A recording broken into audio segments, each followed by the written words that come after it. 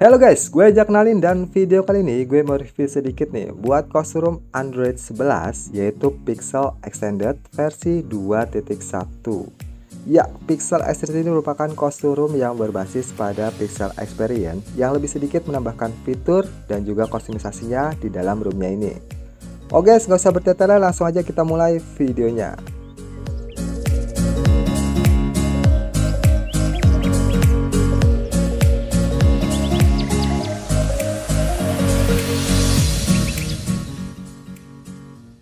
Nah, ini dia guys kostum Pixel Extended versi 2.1 yang saat ini berjalan di dalam Android 11 ya. Kemudian buat roomnya ini karena keluar tanggal 29 November 2020 kemarin. Oleh karena itu guys, buat security patch-nya ini itu masih menggunakan tanggal 5 November 2020 ya. Kemudian buat kernel, karena posisi room gue saat ini lagi berada di dalam F2FS di Android 11 nya.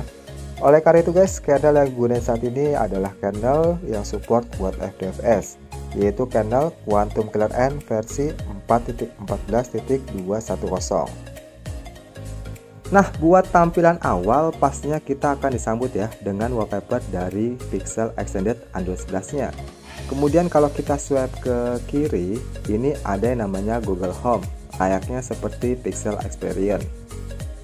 Lalu buat setelan layar utama di room ini paling hanya tersedia menu ini aja ya, yaitu buat menampilkan titik notifikasi, kemudian menu menambahkan icon di dalam layar utama, lalu menu buat mematikan Google Home, dan juga di sini terdapat izin buat memutar layar saat HP sedang di-rotate. Tapi sayang nih guys, menu seperti mengganti icon, mengatur tampilan grid ini belum tersedia ya pada room ini. Buat selanjutnya guys, sekarang kita masuk ke dalam menu aplikasinya. Nah, di dalam sini tentunya room ini sudah include ya dengan aplikasi dari Google. Jadi kalian nggak perlu repot lagi nih buat install GApps saat menginstal room ini. Kemudian buat aplikasi yang dibawa dari Google ini juga sudah cukup lengkap. Aplikasi penting semuanya udah tersedia di dalam sini. Nah, kalau teman-teman install yang namanya Magis, sayangnya buat CTS profile di dalam room ini tuh masih false ya. Kemudian buat bagian QS panel, buat fitur yang dibawa ini termasuk lengkap ya guys. Ada hotspot, switch data, NFC, recorder, dan masih banyak lagi nih fitur lainnya yang bisa kalian lihat di dalam sini.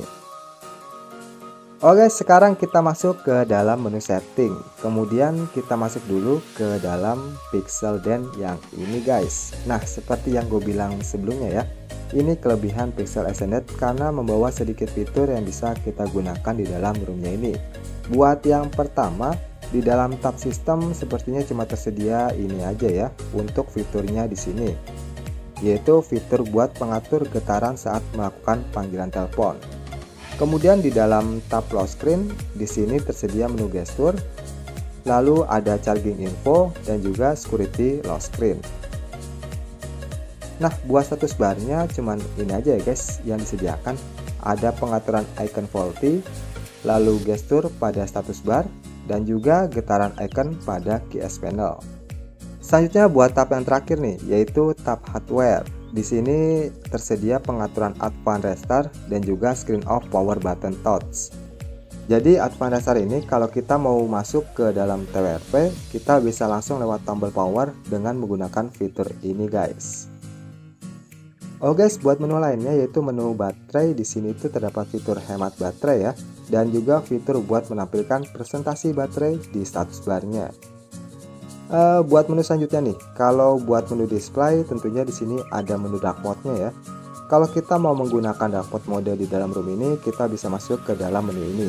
Terus kalau temanya kita bisa scroll ke bawah nih guys, dan di sini itu banyak ya yang disediakan tema untuk room ini. Seperti contohnya mengganti aksen warna, di sini banyak aksen warna yang bisa kita gunakan.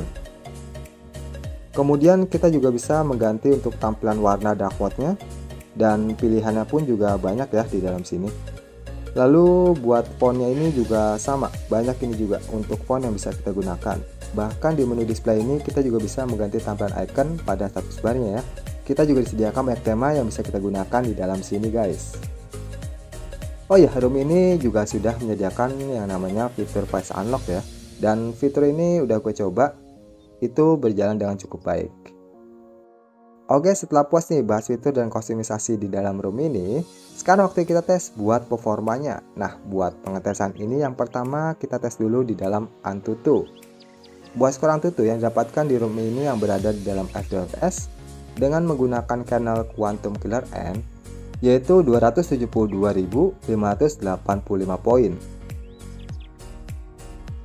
Lalu buat Geekbench, skor yang didapatkan yaitu buat single core-nya 500 poin dan multi core-nya ini mendapatkan 1588 poin. Kemudian yang terakhir gua tes juga di dalam CPU throttling selama 5 menitan. Ini cukup stabil ya, dengan skor rata-rata yang didapatkan yaitu 186 gips dengan maksimal di 190 gips dan minimal itu di 159 gips. Oke, sekarang kita coba buat gameplaynya. Di sini yang pertama itu buat tes main Genshin Impact dengan setelan di medium ya. Main selama 30 menitan emang stabil banget sih. Panas yang dapat pun kurang lebih 44 derajat sampai 46 derajat.